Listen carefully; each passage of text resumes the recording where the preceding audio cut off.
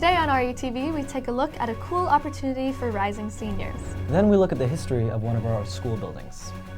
Finally, we check in with current events. So stay in your seats because RUTV starts right now.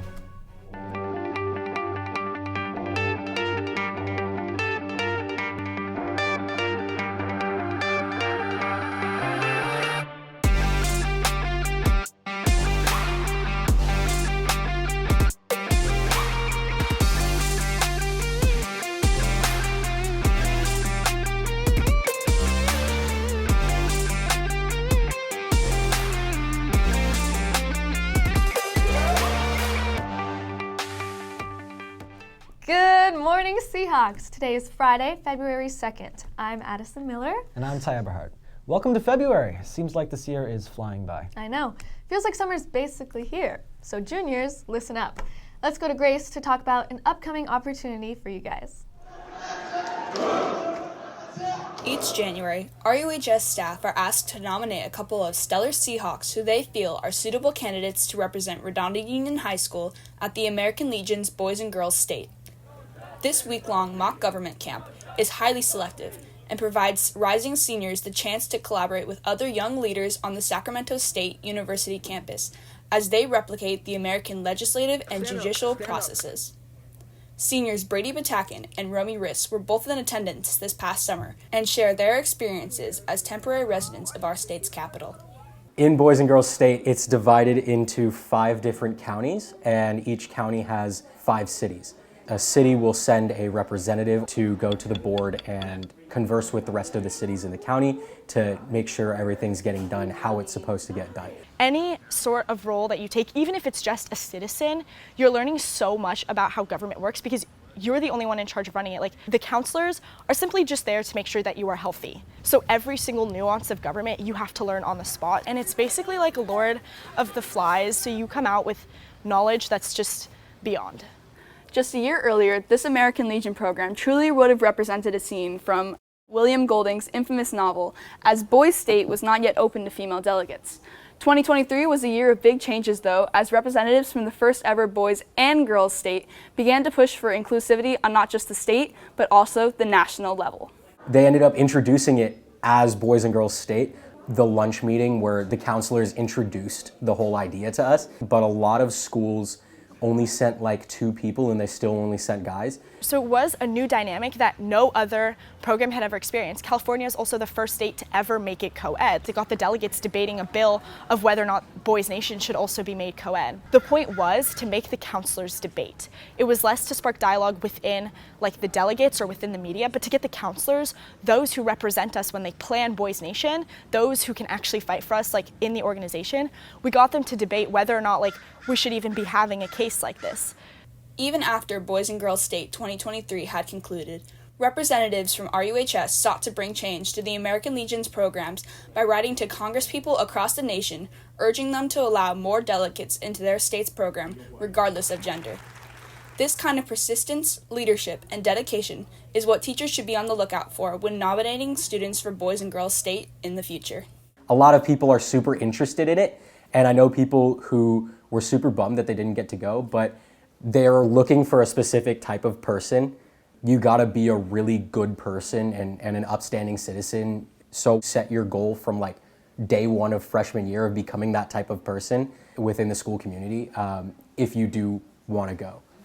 Even if you're not fully passionate about government, but you are passionate about leadership, you're passionate about making change, and you're passionate about connecting with other kids who are just truly passionate, then you should try to go. I don't think the fact that Boys Nation is not co-ed diminished the experience. I actually think it enriched it because it made the girls and the boys a lot more passionate about a real world issue. We were not just arguing like about bills that are not actually going to be passed in government, but it allowed us to like debate stuff that's like relevant to us. And I think it like definitely infused a lot more energy into the program.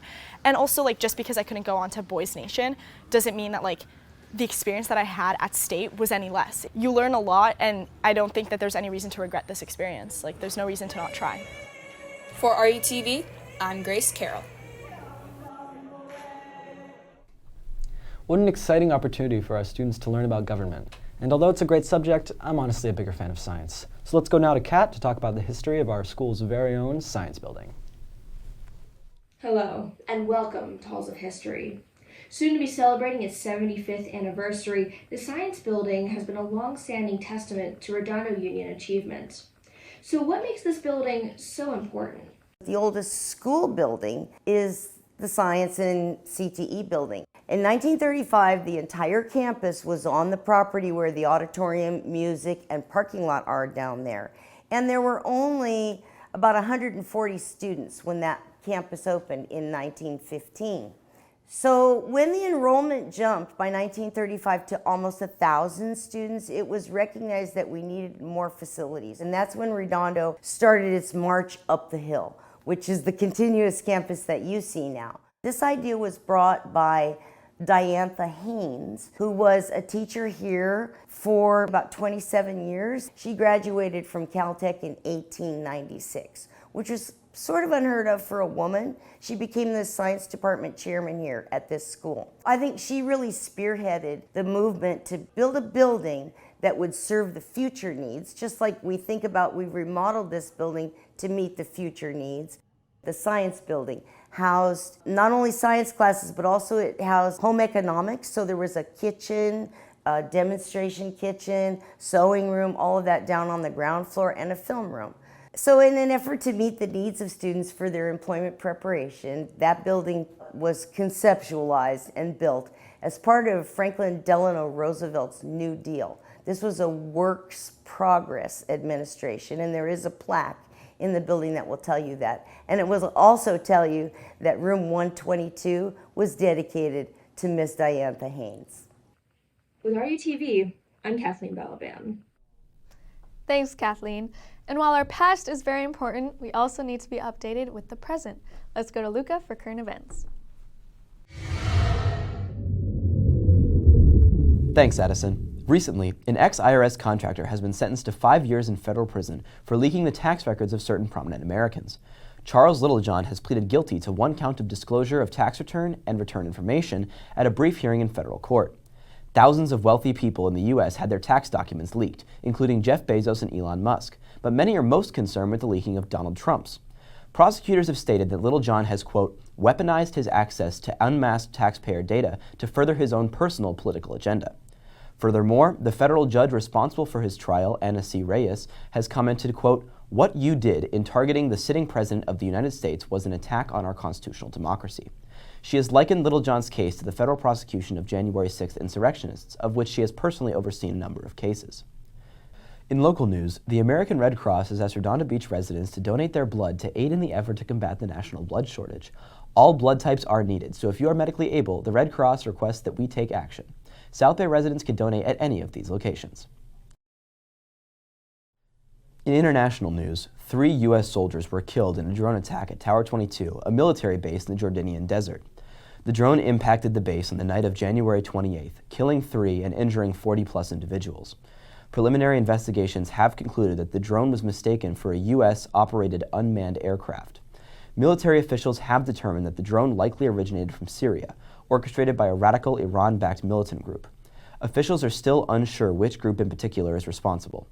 President Joe Biden has vowed to account for the attack, and furthermore, the Secretary of Defense, Lloyd Austin, stated that the U.S. will take all necessary actions to defend the U.S. and our troops.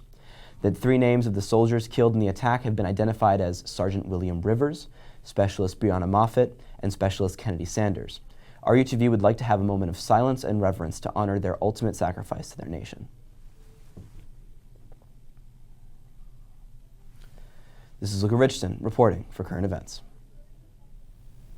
Thank you, Luca, for those important updates. On the topic of news, let's go now to how sports is doing.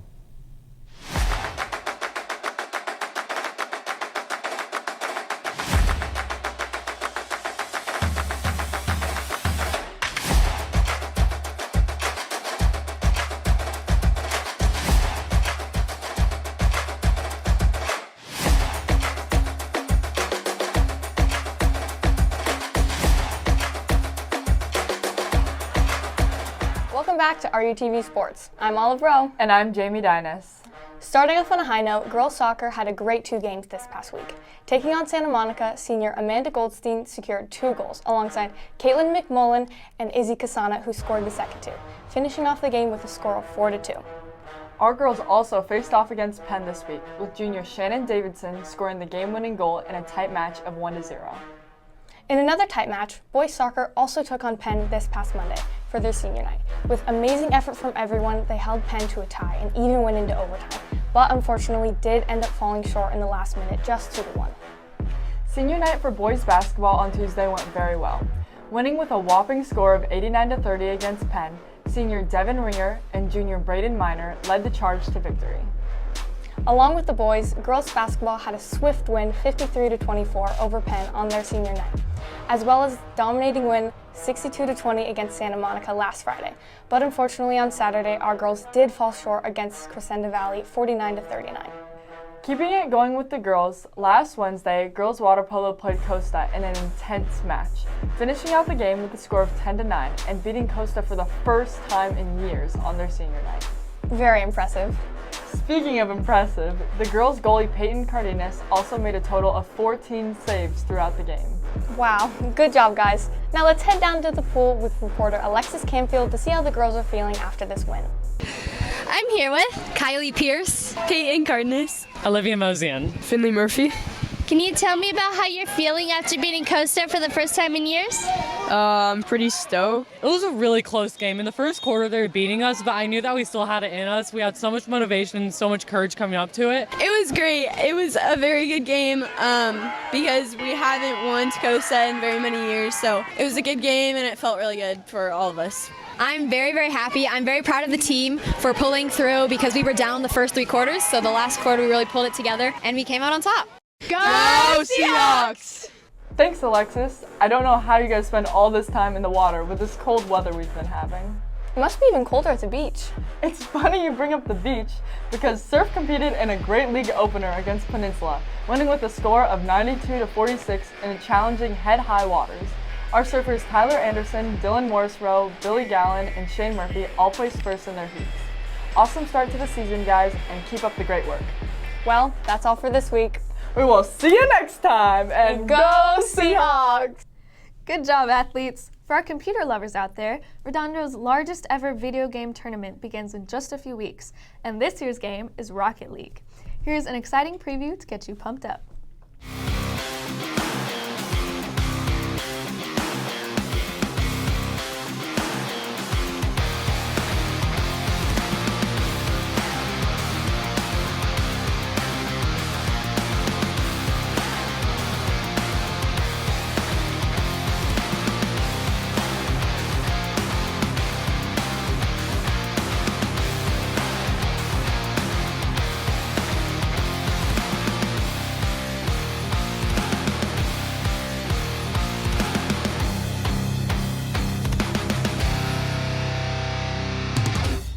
Looks like fun. Sign yourself up solo or join up with your friends to create a team of 4 people and come compete for some epic prizes.